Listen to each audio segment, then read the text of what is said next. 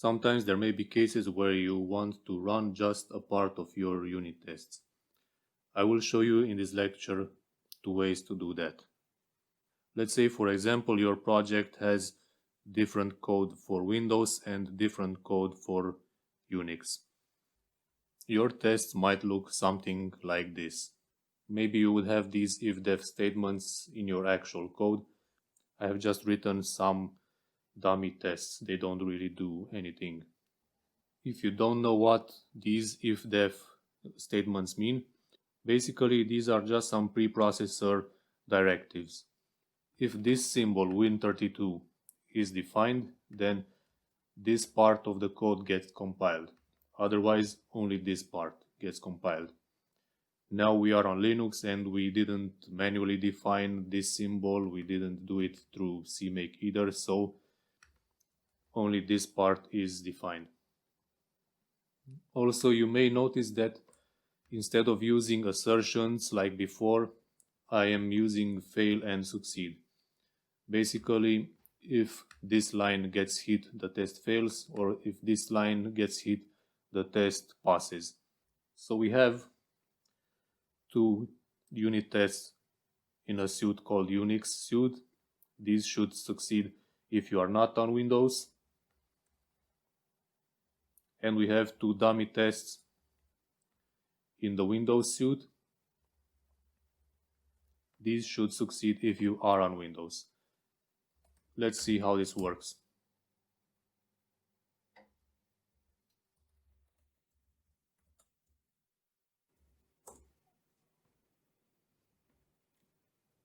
So two tests pass and two tests fail. Because we are not on Windows, we have two tests on Unix and two tests on Windows. If we were on Windows, we could define this symbol, or sometimes you might see this symbol or this symbol. Let's see what would happen. Again, two tests pass and two tests fail, but this time the unit tests on Unix fail. So what would you do to run only one part of the unit tests? Well, you can do something like this. This is one option from the command line.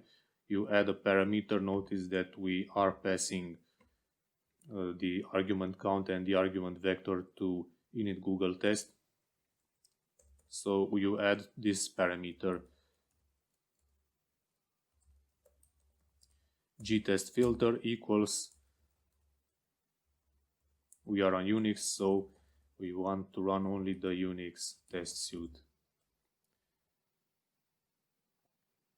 And we have to add a dot and a star, or maybe just a star. Well, sorry, the test suite is called the Unix suite only. Yeah. So now only two tests were run. Basically, this is just a regular expression. The full test name is Unix suite.dummytest1 and Unix suite.dummytest2. So basically, you add the star.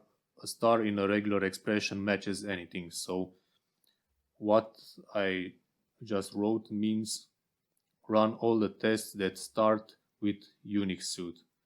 If I wanted to run just one unit test, for example the first one, I could type unit test, see the full name here, Unix suite.dummytest1, and I'm running just one unit test. Okay, that's all nice and good, but you might want to do this in code. Well, the way to do this would be like this. So testing gtestFilter, gtestFlag, sorry. And here we pass the same string as we passed to the command line. So Unix suite dot star.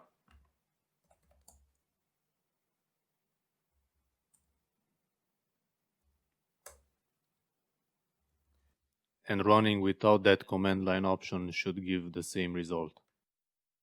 course, you can write your own conditions here. For example, just like we had before, if you are on Windows, then you would like to run the Windows suite. And if you are not on Windows, you would like to run the Unix suite.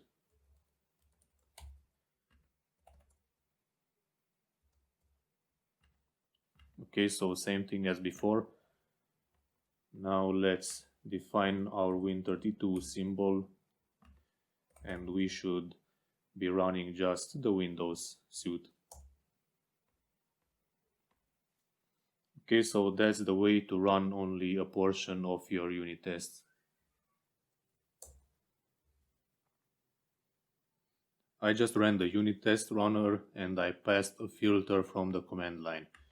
But notice that I also have these filters here. So what did it do? It ran just one test. So if you are passing filters both from the command line and from the code, you can see that the command line has a priority. Now you can add a dash here, and we had 4 unit tests. Now we are running 3 because this dash basically negates what comes after it. This is a regular expression. You can do lots of things with these things. So basically a dash means run the tests that do not match the following pattern. So if I wanted, instead of running Windows, I wanted to say don't run Unix, this is the way I could write it. Okay, see, dash Unix suite, and we are running from the Windows suite.